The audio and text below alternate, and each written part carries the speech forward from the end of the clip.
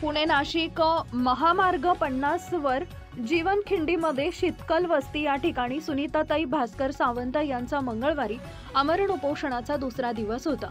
उपोषणास मंचरचे माजी लोकनियुक्त सरपंच दत्ताभाऊ गांजाळे यांनी भेट दिली होती व आम आदमी पक्षाचे जिल्हाध्यक्ष वैभव टेमकर, सलीम इनामदार भोर, अनिल व राजेंद्र तांबडे यांनी भेट दिली होती।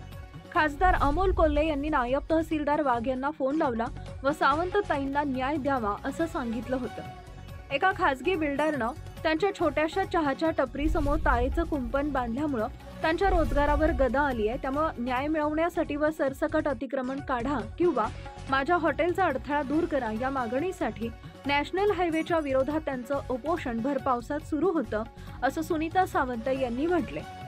केवळ त्या मागासवर्गीय कुटुंबातील असल्यामुळे नॅशनल हायवे अथॉरिटी क्रमांक 50 अधिकाऱ्यांच्या अभयामुळे सदर दुकान बंद करण्याचा प्रयत्न एक खासगी बिल्डर करत आहे असा आरोप सत्यशोधक बहुजन आघाडीचे पुणे जिल्हा उपाध्यक्ष हरीश काणसकर यांनी उपोषणकर्त्या सुनीताताई सावंत यांची भेट घेऊन त्यांच्या उपोषणास पाठिंबा दिला होता।